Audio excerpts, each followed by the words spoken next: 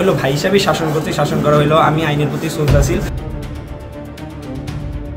মুন্সিগঞ্জ লঞ্চঘাটে যাত্রা বিরতি করা একটি যাত্রীবাহী লঞ্চের কেবিনে পিকনিকে আসা অপ্রাপ্ত বয়স্ক দুজন তরুণীকে প্রকাশ্যে মারধরের ঘটনা ঘটেছে।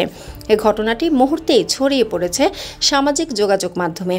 এ সময় ওই লঞ্চে থাকা যাত্রীদের কাছ থেকে মোবাইল টাকা লুটের অভিযোগ উঠেছে। শুক্রবার ৯ মে রাত ৮টার দিকে মুন্সিগঞ্জ ঘাটে এ ঘটনা ঘটে। যাত্রাপথে লঞ্চটি মুন্সিগঞ্জ ঘাটে নোঙর করে বলে জানিয়েছেন স্থানীয়রা। প্রত্যক্ষদর্শী ও স্থানীয়দের সঙ্গে কথা বলে জানা গেছে, নৌভ্রমণে বের হয়ে আক্রমণের শিকার এমভি ক্যাপ্টেন নামের লঞ্চটিতে পিকনিকের উদ্দেশ্যে আসা অন্তত ৬ জন যাত্রী মারধরে আহত হন। এর মধ্যে ২ জন অপ্রাপ্তবয়স্ক তরুণীও রয়েছেন, তবে তাদের নাম পরিচয় জানা যায়নি। ধারণা করা হচ্ছে তারা সবাই ঢাকার কামরাঙ্গীরচর এলাকার বাসিন্দা।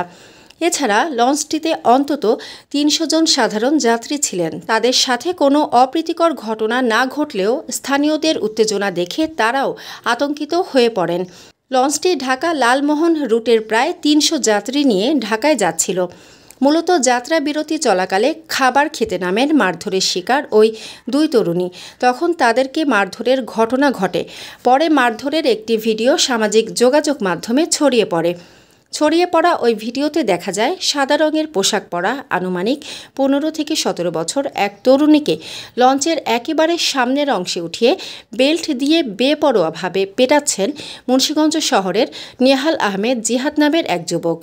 এ সময় ৫০-৬০ জন বিভিন্ন বয়সী পুরুষ সেই দৃশ্য তাদের মোবাইল ফোনে ধারণ করে উল্লাস করছেন ও বিভিন্ন স্লোগান দিচ্ছেন।